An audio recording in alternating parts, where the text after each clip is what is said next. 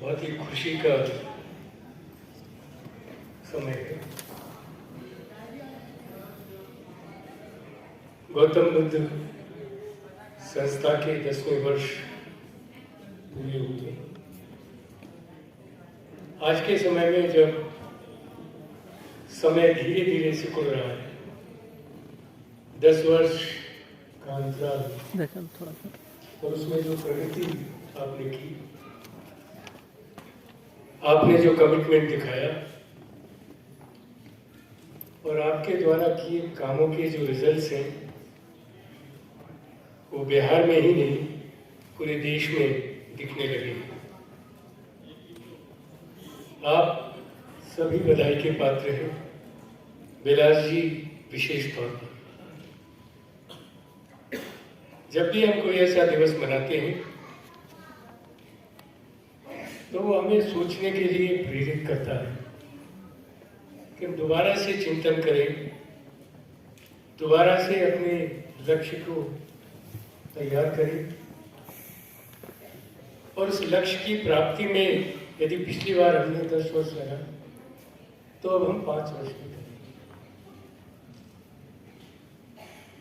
Microsoft एक company है, आपने नाम सुना होगा। उनके जो मालिक हैं उनसे जब चर्चा की गई तो उन्होंने कहा कि आईटी की प्रगति स्पीड ऑफ लाइट से होगी। इसका मतलब हुआ कि समय जो हम कई वर्ष लगाते थे, आने वाले समय में वो कम से कम समय में करेंगे तो ही सफलता मिलेगी।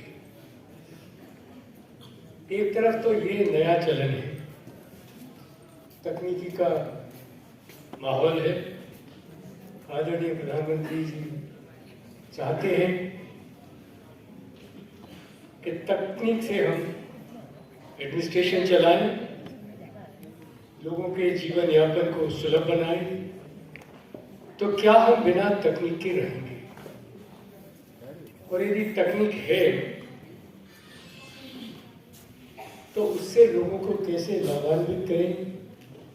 मुझे लगता है कि गौतम बुद्ध फाउंडेशन का एक उद्देश्य ये होना चाहिए। बार बार इस बात की चर्चा रही यहाँ पर, ग्रामीण अंचल का कैसे विकास हो। मैंने कई बार ये जानने की कोशिश की कि क्या इतना अंतर है, और इसकी कथा में मैंने पुराने कुछ रिजल्ट्स देखे यूपीएससी के, तो पता लगा कि 60 से 65% लोग सभी ग्रामीण अंचल से आते थे। जब से आईएएस प्रारंभ हुआ आजाद भारत में, इलाहाबाद इसका बहुत बड़ा सेंटर था, और उस जमाने के जितने भी पदाधिकारी हैं या देखें तो वो सबके सब ग्रामीण विद्यालयों से पढ़ के आए। तो फिर मैं सोचता हूं कि अब ऐसा क्यों? मेरे गांव का स्कूल जिसमें मैं पढ़ा, एक घर से दूसरे घर बदलता था, एक बिल्डिंग नहीं थी उसमें। 2 सरकारी टीचर थे, 5वीं तक का स्कूल था, 60-70 विद्यार्थी थे। मेरी अपनी क्लास से पास होने में मेरा सौभाग्य था कि मैं यूपीएससी का चेयरमैन बन गया, पर बाकी के कई लोग उनमें से अच्छे निकले। मुझे लगता कि उसके मुकाबले अब स्थिति खराब है, स्थिति बदली है, स्कूल अच्छे हुए हैं, टीचर्स भी ज़्यादा हैं। तो बार बार हम क्यों कह रहे हैं कि ग्रामीण अंचल है, ग्रामीण अंचल? जहाँ तक आपके होशियार होने का संबंध है, न तो ग्रामीण समझता है न शहर समझता है। आप होशियार हैं, आप में क्षमता है, आप में लक्ष्य प्राप्ति की चाहत है। आज के ज़माने में जब पूरी की पूरी इंफॉर्मेशन आपके हाथ में है तो अब वो दूर नहीं है। पहले फिल्में बनती थी दिल्ली दूर है, अब दिल्ली की दूर नहीं है। अब दिल्ली आपकी मुट्ठी में है, और देश और दुनिया भी आपकी मुट्ठी में है। तो अब ये कह देना कि इतना बड़ा अंतर है। एक अंतर मैं जरूर मानता हूँ जिसकी तरफ गौतम बुद्ध फाउंडेशन काम कर रही है, कि जो साधन है हमारे पास ग्रामीण अंचल में, और ऐसे ही साधन शहरी कुछ क्षेत्र हैं उनमें है, कि साधनों की इतनी कमी है कि उतने साधन रहते हुए अथक प्रयत्न करने के बावजूद भी हम जो चाहते हैं वो प्राप्त करना बहुत मुश्किल है। टेढ़ी खीर है, हिमालय पे चढ़ने के बराबर है। और आपने देखा कि एवरेस्ट पे चढ़ने में कितना जोखिम है। सुहेब गिरनार भाई ने एक कन्या का जिक्र किया था मध्य प्रदेश की, और उन्होंने बताया कि कैसे अपने अथक प्रयत्न से ऊपर गई, पर उसको प्राप्त करने में उनको अपने पैरों की बलि देनी पड़ी। इसका मतलब हुआ कि जब संसाधनों की कमी होती है तो प्रयत्न भी अधिक करना होता है। तो जितने अभ्यर्थी यहाँ बैठे हैं और गिरनार भाई सामने हैं, बार बार मुझसे प्रश्न होता है कि भाई हिंदी भाषियों का तो सिलेक्शन होता नहीं है। आपने देखा कितनी विशुद्ध हिंदी बोलते हैं, कितना अच्छा उन्होंने किया होगा, वो हिंदी भाषी हैं और उस विषय पर उनका चिंतन और उनकी सोच रही होगी। तो एक तो ये समझ ले, यूपीएससी में भाषा का माध्यम आपकी रास्ते की रुकावट नहीं है। जो भी कुछ बाधाएं थी, क्योंकि मैं हिंदी भाषी क्षेत्र को बिलोंग करता हूँ, मैंने पूरी कोशिश की कि उसको आसान कर दूँ। और उसके रास्ते में आप तो जानते ही हैं हिंदी भाषियों को कि अंग्रेजी में पेपर होता है और उसकी एक कॉपी हिंदी में होती है। कभी कभी ये भी लालचन लगा कि साहब हिंदी का ट्रांसलेशन तो गूगल से होता है। मजाक है, इस देश की प्रतिभा का अपमान है।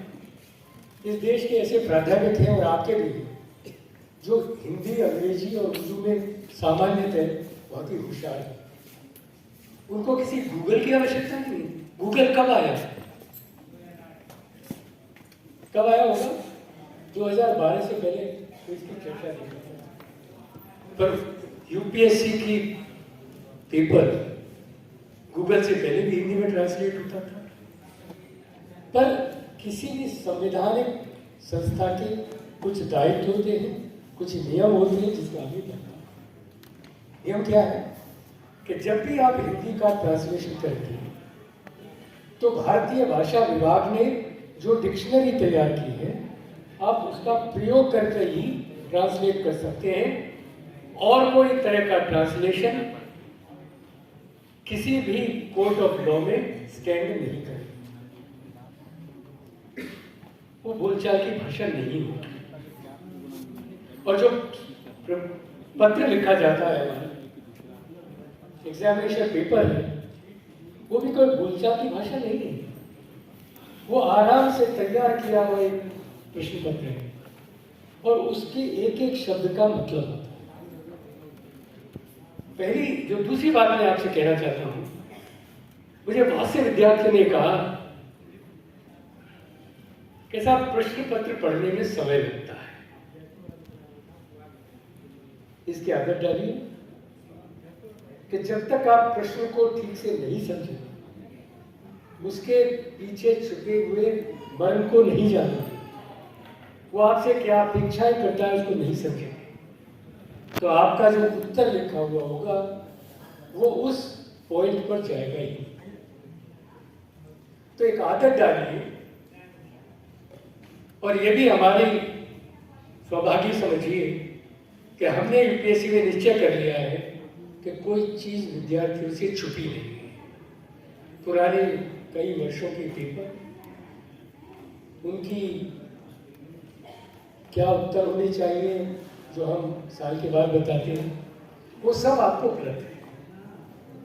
तो आप किसी चीज के मोहताज नहीं है। प्रश्न पढ़िए, समझिए और ये कोशिश करिए कि उस प्रश्न पत्र में यदि 6 सवाल है, 6 के 3 खंड है, तो 18-20 प्रश्न होंगे। उनको समझें और समझने में 15 मिनट से ज्यादा है। इसका एक तरीका ये है। दूसरा तरीका ये है कि आप प्रश्न पढ़ते जाइए जो आपको आता है अच्छी तरह से उसको सॉल्व कर दीजिए। मैंने एक और परिवर्तन किया कि हर प्रश्न का प्रश्न लिखा है ऊपर और उसके नीचे जगह दी गई है।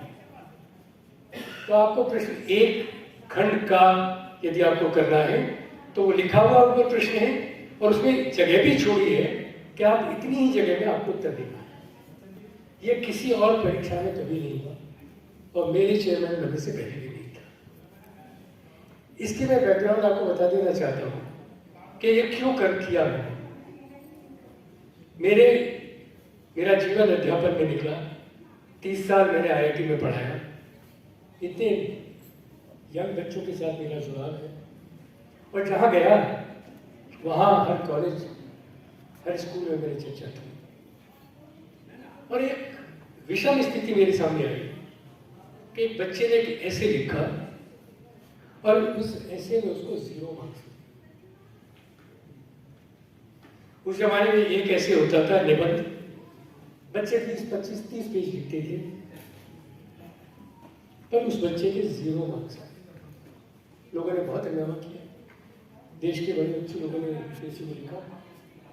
यूपीएससी का चेयरमैन किसी की कॉपी देखता नहीं, सिस्टम बना रखा है, न तो मेंबर को मालूम है न चेयरमैन को। जो परीक्षा का अधिकारी है सिर्फ वही उसको देख सकता है।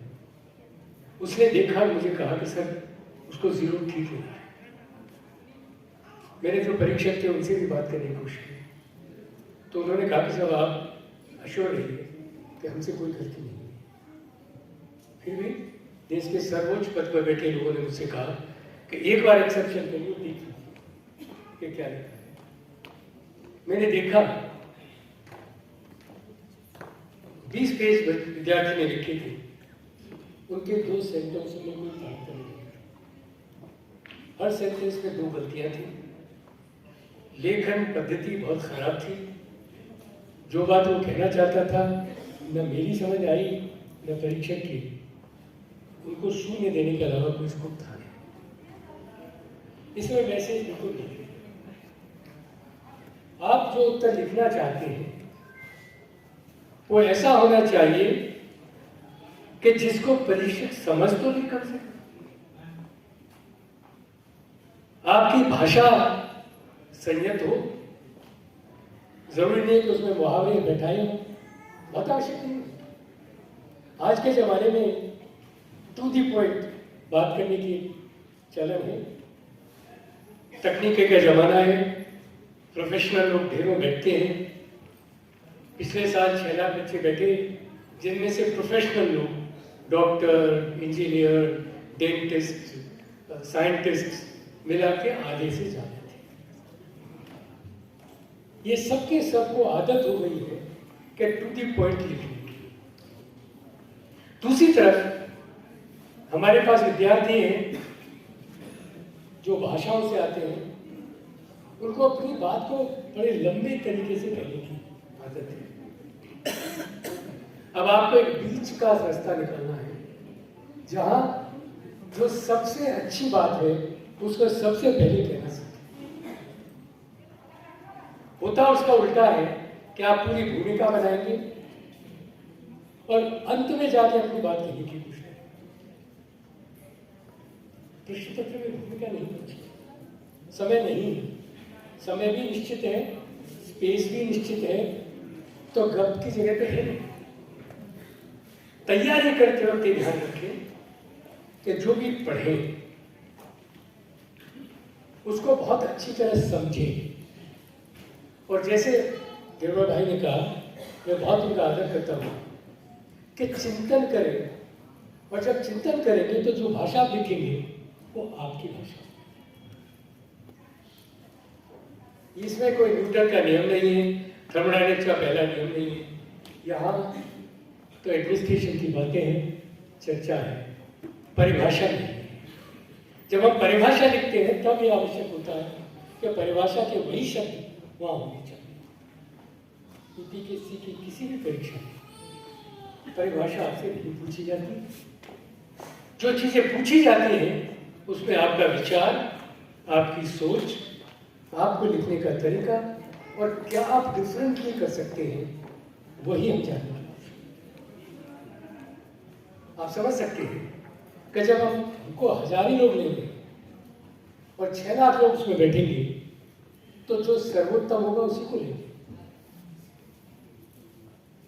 एक तो मन में ये विचार कभी न लाइए कि उस संस्था में कोई आदमी किसी की सिफारिश कर सकता है।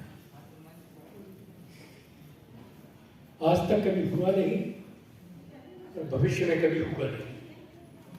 इसीलिए यूपीएससी में बैठने वाला हर विद्यार्थी इतनी लगन से अपनी तैयारी करता है कि यदि मैंने मेहनत की है तो मुझे सिलेक्शन से कोई रोक नहीं सकता।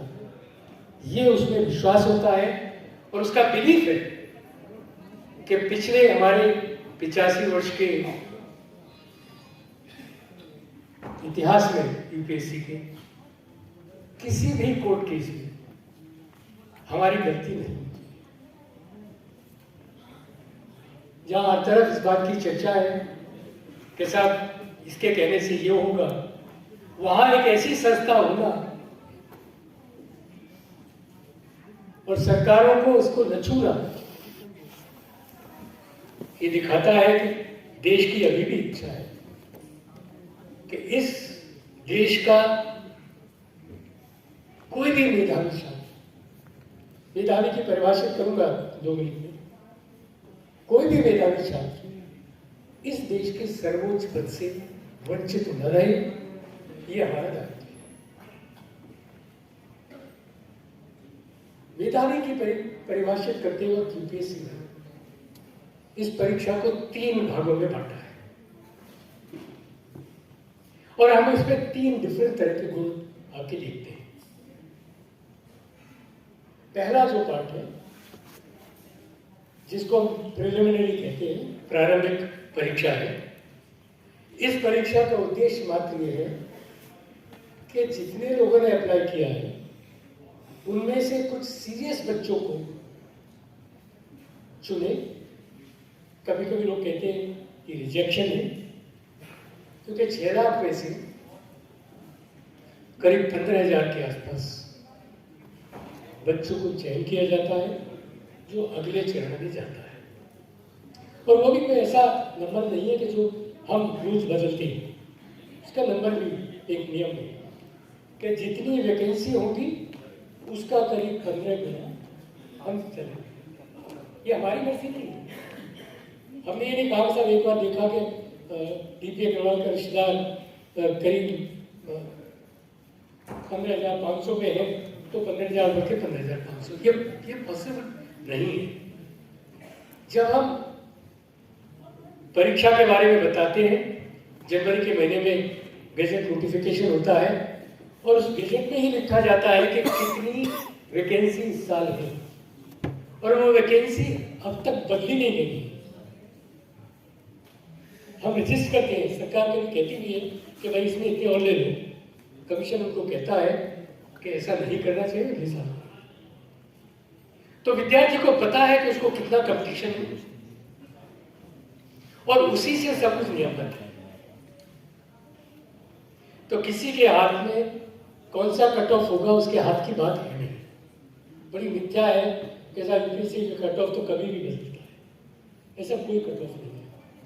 रेशो फिक्स है, 15 गुना आपको लेने हैं, जहां खत्म हुआ वहां लाइन। 1000 वैकेंसी जब भरी, लाइन लगी, खत्म हुई, चाहे वो उस नंबर पर 10 और नीचे रह गए। कॉम्पिटिटिव परीक्षा है।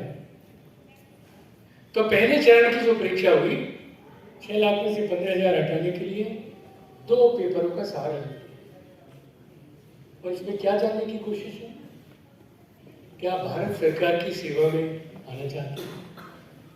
तो कम से कम देश को तो जानेंगे। ये देश विस्तृत है,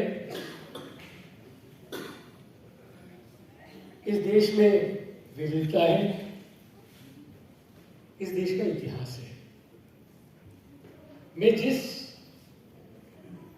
भूमि पर हूं आज, वो आचार्य चाणक्य कर्म क्षेत्र है, जिनको एडमिनिस्ट्रेशन का जनक माना जाता है। कोई भी क्षेत्र इस देश का, आज के जमाने में लोग उसको पिछड़ा कहते हो, इकोनॉमी के तौर पर शायद आप पीछे हो,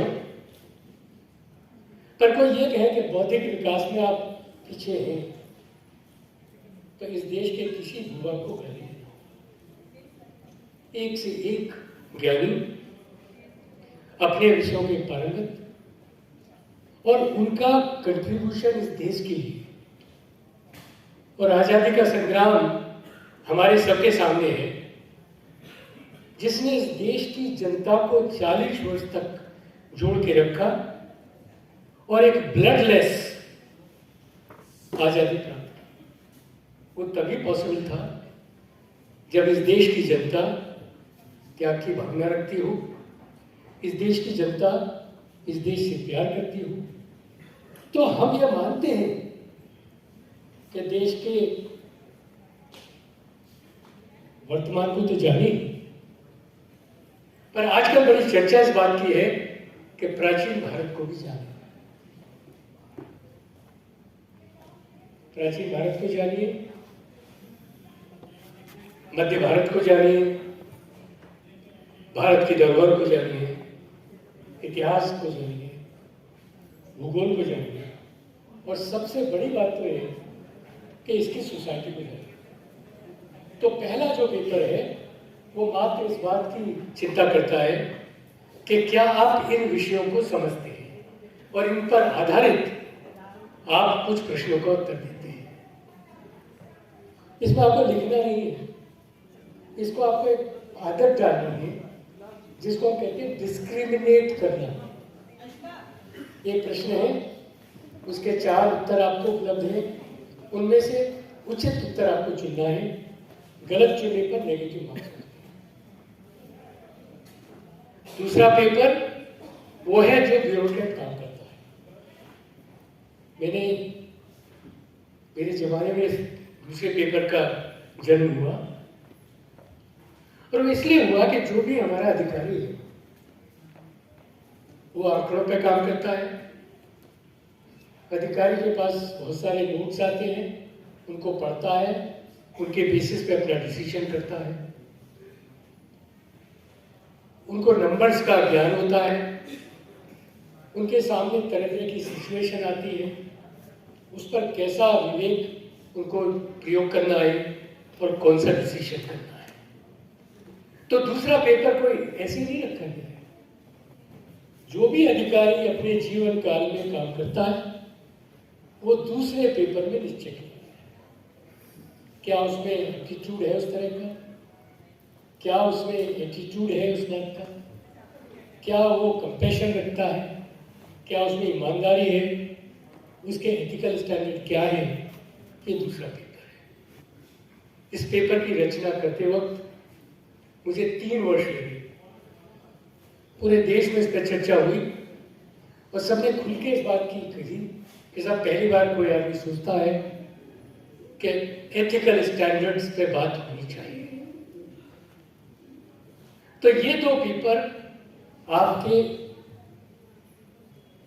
इस देश को जानना, देश की धरोहर समझना, एक ब्यूरोक्रेट के कर्तव्य, एक ब्यूरोक्रेट की एक्सपेक्टेशन, ये सब हम जानना चाहते हैं, और इसके बेसिस पर हम आपको अगली परीक्षा में ले जाते हैं। अगली जो परीक्षा है उसमें 2 पेपर ऐसे होते हैं कि जिनको कंपल्सरी कहते हैं। बार बार मैं इस विषय को उठाता रहा हूं कि उनमें एक पेपर अंग्रेजी का क्वालिफायर है। क्यों क्वालिफायर है?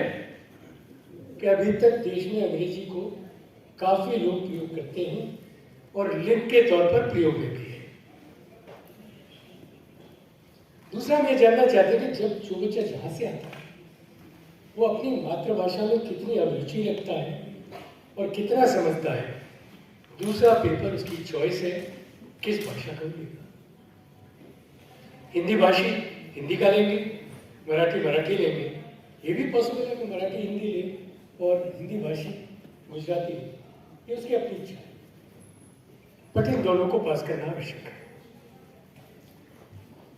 सबसे बड़ी बात ये होती है कि कितने लोग इस बात की चर्चा करते हैं कि साहब यूपीएससी में तो अंग्रेजी की बात होती है, पर आप सभी को बड़ा ताज्जुब भी होगा कि कोई भी इस देश का एजुकेशन बोर्ड नहीं है जिसमें 10वीं कक्षा तक अंग्रेजी विषय न पढ़ा जाए।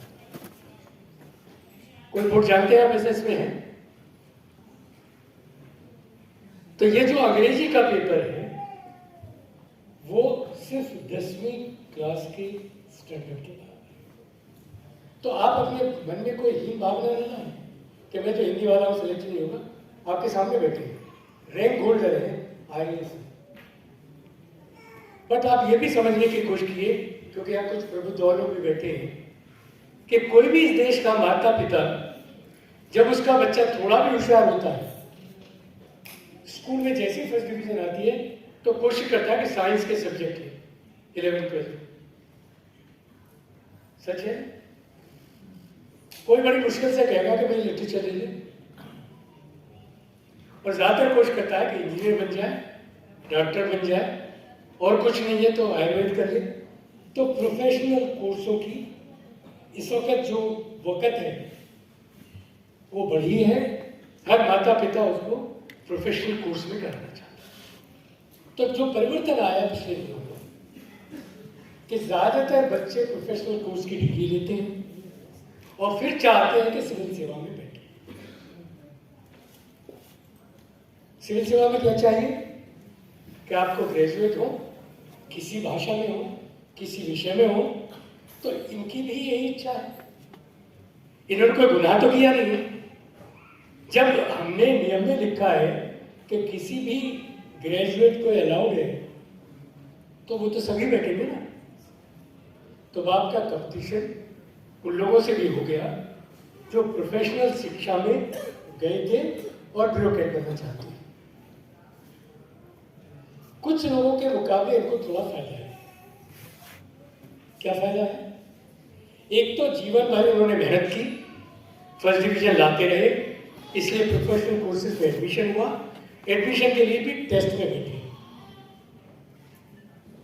और टेस्ट में बैठना एक प्रक्रिया है, कंपटीशन में भाग लेने और कंपटीशन में सक्सेस लाना एक उसका मंत्र है। तो कुछ लोगों से पहले वो ये करते हैं। और दूसरा, मैंने आपसे पहले ही कहा है कि अपनी पढ़ाई के दौरान इनको उत्तर सही से लिखना, टू द पॉइंट करना आ जाता है। ऐसा नहीं कि सब लोग नहीं कर सकते, कर सकते हैं, पर मेहनत करें। बाकी के जो पेपर्स हैं, एक निबंध का पेपर है, इसके अलावा 4 जनरल स्टडी के पेपर हैं, और 2 पेपर आपके इलेक्टिव सब्जेक्ट के हैं। इलेक्टिव सब्जेक्ट आपकी चॉइस है, और इसके बेसिस पर हम मेरिट बनाकर आपको साक्षात्कार के लिए बुलाते हैं। साक्षात्कार का नाम साक्षात्कार न कहते हुए एक आपकी पर्सनैलिटी टेस्ट का है। पर्सनैलिटी टेस्ट को ये डिफेंस के SSB की तरह नहीं है, मेडिकल की कोई रिक्वायरमेंट है जो भी आप पूरी करते हैं, पर आपके साथ 5 बहुत ही प्रबुद्ध लोग मिलके देश की परिस्थितियों पर चर्चा करते हैं। वो ऐसे प्रश्न करते हैं, पर चर्चा का माध्यम उसका तरीका है। उसका तरीका ये नहीं कि मैंने प्रश्न किया और आपने उत्तर दिया, 2/2 मिलकर 4 होना आप उत्तर कर सकते हैं। कुछ प्रश्न ऐसे होते हैं जरूर जो आपके जनरल जानकारी चाहिए, पर अधिकतर देश की परिस्थिति, आने वाले समय में क्या देश बनेगा, आप उसमें क्या करेंगे, आज की परिस्थिति में सरकार द्वारा ली गई पॉलिसी, राज्यों पर उसका प्रभाव, विभिन्न राज्यों की तरक्की, इस देश का क्या भविष्य होगा, इन विषयों पर गूढ़ चर्चा होती है। और आधे घंटे का समय कम नहीं होता। आधे घंटे में 5 ऐसे लोग जिनको अपने जीवन का अनुभव है, आप उनके सामने जाएंगे, उनके सामने चर्चा करेंगे, और आप उनको इम्प्रेस करेंगे इस बात से कि जो आप कह रहे हैं वो एक नई सोच है, एक नया विचार है, आप सक्षम हैं, आप ईमानदार हैं और आप में नेतृत्व के गुण हैं। इन 5-6 गुणों के द्वारा और आपका जो ज्ञान है उसके माध्यम से आप इम्प्रेस हैं। ये इम्प्रेस आपकी जाति, आपके धर्म, आपके माता पिता की जानकारी इनसे प्रभावित नहीं होती।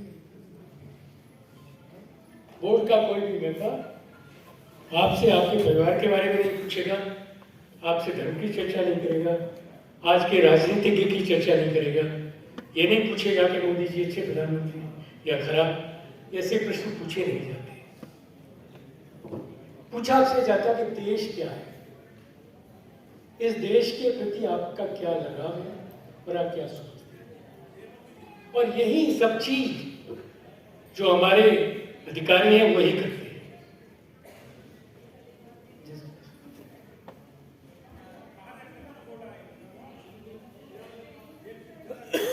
तो मुख्य बात आपकी हुई भाषा से मंडली, ग्रामीण अंचल के मुद्दे में मैं आपके सामने खड़ा और इस मंच पर कम से कम आधे से अधिक ग्रामीण अंचल के लोग हैं।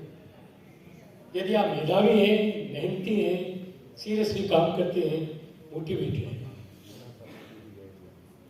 तो मेरी कामना है कि आप सभी उच्च अधिकारी बने, अच्छे ह्यूमन बीइंग बने। गौतम बुद्ध ग्रामीण विकास फाउंडेशन आपका हाथ पकड़े, आप उससे जुड़े और आपका परचम लहराए।